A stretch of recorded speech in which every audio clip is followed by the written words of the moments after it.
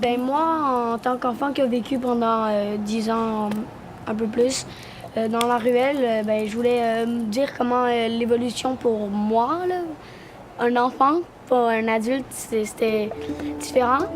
Ben, c'était quand même dangereux avec les voitures qui passaient très vite, puis toutes les bosses qui étaient brisées. Ben, c'était dangereux pour nous et même pour les adultes, c'était dangereux.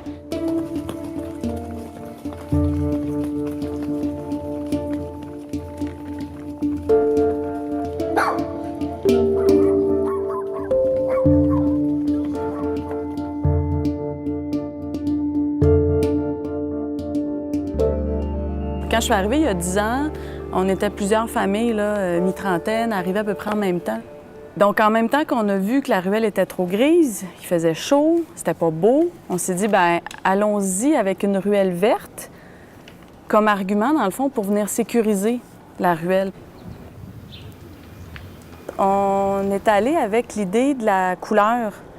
Parce que l'objectif derrière la couleur, c'était qu'il y ait un visuel, puis que là, les automobilistes se disent, OK, il se passe quelque chose dans la ruelle ici.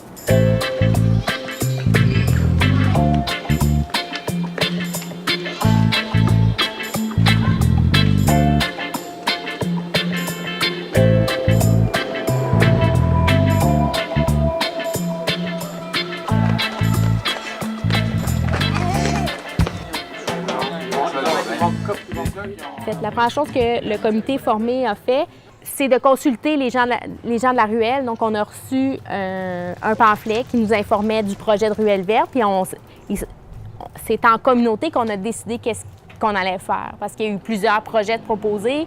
Il y en a qui proposaient de fermer complètement la ruelle. Il y en a qui proposaient de la fermer à un bout. Donc, il y a eu beaucoup de propositions. Puis, finalement, on s'est entendu sur un projet où une cohabitation était possible entre les voitures et les piétons et la vie de ruelle.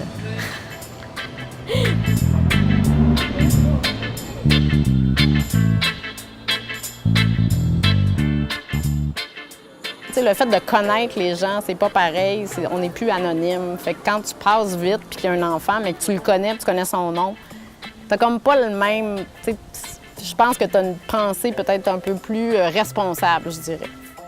La circulation, c'est non seulement apaisé, mais il y a beaucoup moins de circulation dans la ruelle en raison, entre autres, des mesures d'atténuation, de tous les dos d'âne qui ont été mis en place dans la ruelle. Puis je pense que les gens sont plus conscients que la ruelle, ça appartient aux gens qui l'occupent, que ce n'est pas un espace de transit.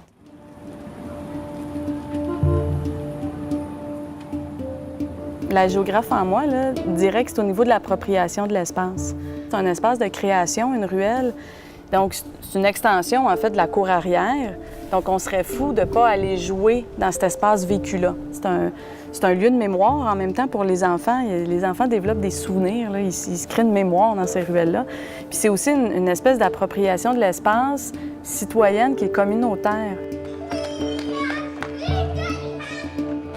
Ben, pour moi, une vie sans ruelle, c'est un peu rien parce que tu peux pas t'amuser dehors. Tu fais rien là, de ta journée, tu restes à l'intérieur, tu es sur tes écrans. Moi, j'aimerais pas ça avoir aucune ruelle.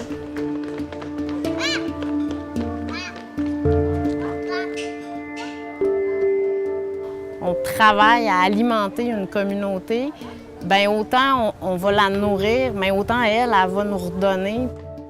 Ça ne changera pas le monde par en haut, mais peut-être qu'on va changer des petits bouts de monde par en dessous, tu sais.